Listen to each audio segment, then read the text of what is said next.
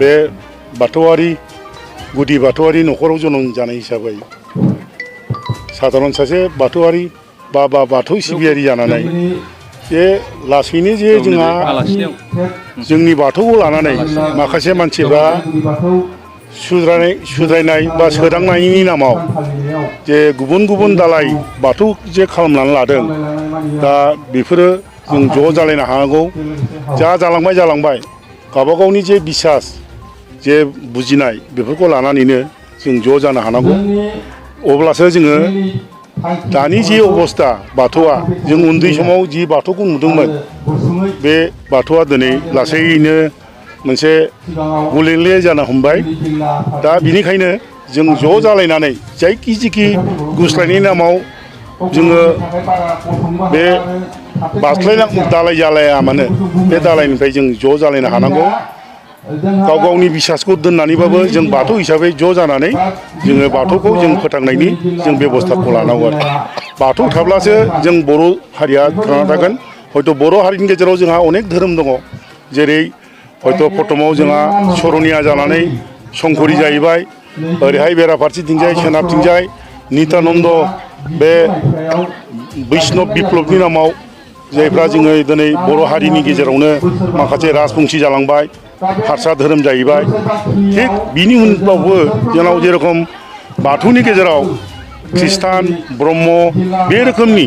जोंनिफ्राय बाथौ धर्मखौ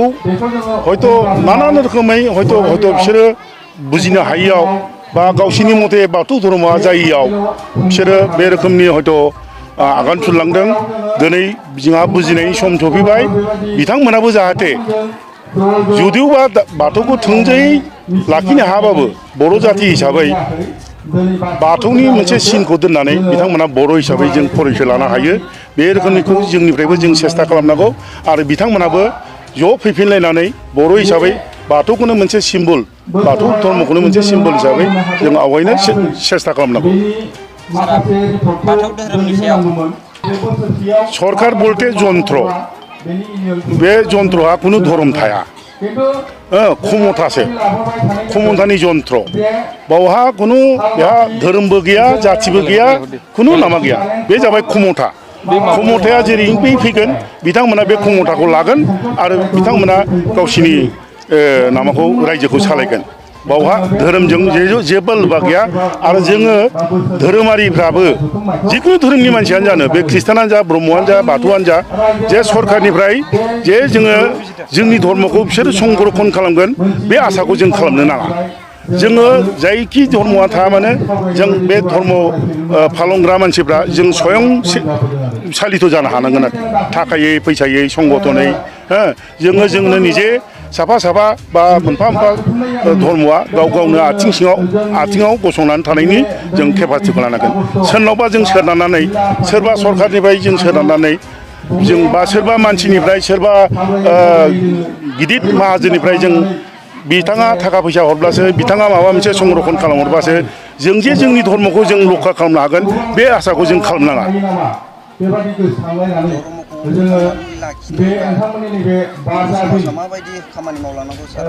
नङा धर्म नोंथाङा आरो हिन्दु शब्दखौ लाबोदों बाव हिन्दु शब्दआ बिराद गिदिर जिनिस बावहा जोंहा बाथौजों बे खुनु सम्पर्क गैया खिन्थु हिन्दुआ जुदि बिराद गिदिर बाथौआ जिहेतु जोङो नैबे 15 लाख 20 लाख मानसिनि गेजेराव थानाय आरो हिन्दुआ जाबाय कौटि मानसिनि गेजेराव थानाय धोरोम दा फुख्रियाव बा दैयाव बा लैथोमायाव ना गिदिर जेरखम ना फिसाखौ जायो थुत्र बे मोनसे नेचारेल जिनिस गिदिर धोरोमा फिसा धोरोमनि सायाव मोनसे प्रभाब खोख्लैयो आरो लासैनो हयथ' जोंनि माखासे मानसिफ्रा गावनि धर्मआव जे जिनिसखौ हयथ' मोननो लुबैदोंमोन बे जिनिसखौ मोनैयाव बिसोर हयथ' गिदिर धर्मआव बे जिनिसखौ मोननो थांनायाव हयथ' बे रोखोमनि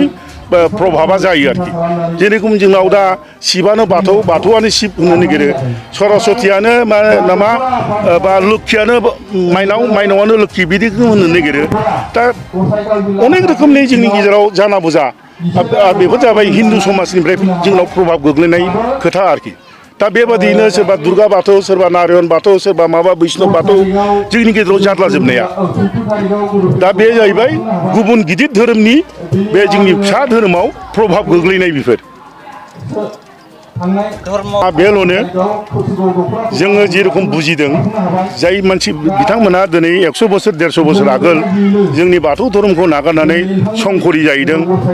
हयथ' खार'ना आरो थाबावनो हागौ बिथांमोना सोरबा राजबंशी धर्म लानानै हारसा धर्म लानानै राजबंशी जाहैदों सोरबा ख्रिस्टान जाहैदों खार'ना हयथ' माबा माबि थानो हागौ खिन्थु मोनसे गिदिर खार'नखौ आं बुजियो आंनि मथे बे खार'नानो जाहैबाय जे गावनि धर्मआव जेरखम मोननो लुबैदोंमोन बियो साब सिखन मालायजों रेकगनाइजेसन मालाया जे नुनानै जे मुगैया बे जिनिसखौ बे गाव जे लुबैदोंमोन मालाया जे गावखौ मुगैया गाव जे धर्मखौ पालन खालामदों नैबे जिनिसखौ हयथ' बियो जोंनि बाथौ धर्मआव थानानै हयथ' मोनाखै बा बे जेरखम सन्तुष्ट जायाखै जायनि फलाव बियो गुबुन धर्मआव